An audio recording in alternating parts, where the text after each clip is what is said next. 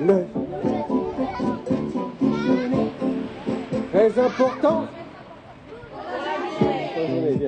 Apprendre aux enfants les bons gestes du quotidien, on peut aussi le faire en chanson. Pour cette 7e édition de la semaine Manger, Bouger à Trappes, la Maison des Parents et ses partenaires proposent un nouveau spectacle, Bien dans ses baskets.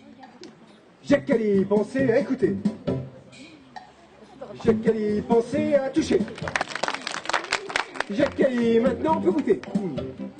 L'action s'est déroulée sur une semaine et a proposé différentes activités avec le même objectif, apprendre ou réapprendre les bases d'une alimentation équilibrée et d'une activité physique.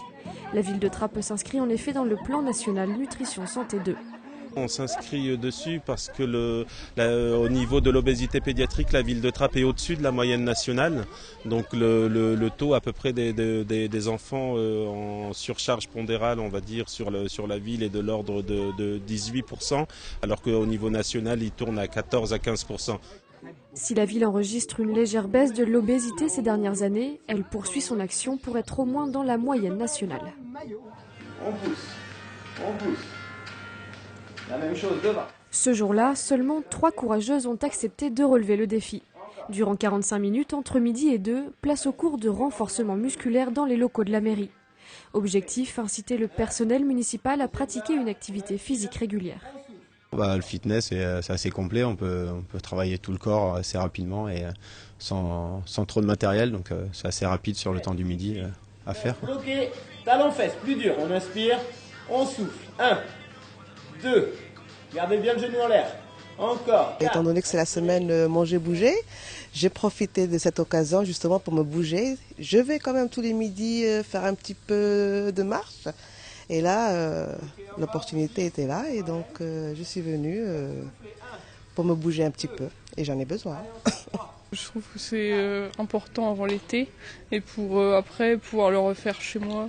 Donc ça permet de connaître les exercices pour après continuer. La semaine Manger, Bouger, une action intergénérationnelle qui s'adresse donc aussi bien aux enfants qu'aux adultes. Ici, au foyer Fourcassa, les seniors ont aussi leur atelier. On a le produit céphalier, le produit laitier et le fruit. Ça, c'est la base du petit déjeuner idéalement équilibré. Une nutritionniste est venue échanger avec eux sur l'équilibre alimentaire. Parmi les sujets évoqués, la prévention de l'ostéoporose, l'importance de se faire plaisir, mais pas seulement. On a parlé sur la famille des viandes, poissons, œufs qui sont vraiment importantes pour préserver la fonte musculaire et donc prévenir la dénutrition qui est quand même très fréquente chez les personnes âgées puisqu'il y a à peu près 3 à 4% des personnes âgées à domicile qui sont dénutries et les chiffres sont bien plus importants parce qu'on a 50% en institution. L'objectif était aussi de casser les idées reçues. Vieillir, par exemple, n'implique pas nécessairement de manger moins. Or c'est faux, les besoins restent les mêmes, voire même supérieurs pour certaines familles d'aliments. Ça permet de remettre quelque chose qu'on oublie facilement et qu'on a tendance à vouloir oublier de toute façon. Au total, sur la semaine Manger, Bouger, environ 600 enfants et 300 adultes ont pris part aux différents ateliers. Rendez-vous l'année prochaine pour une nouvelle édition.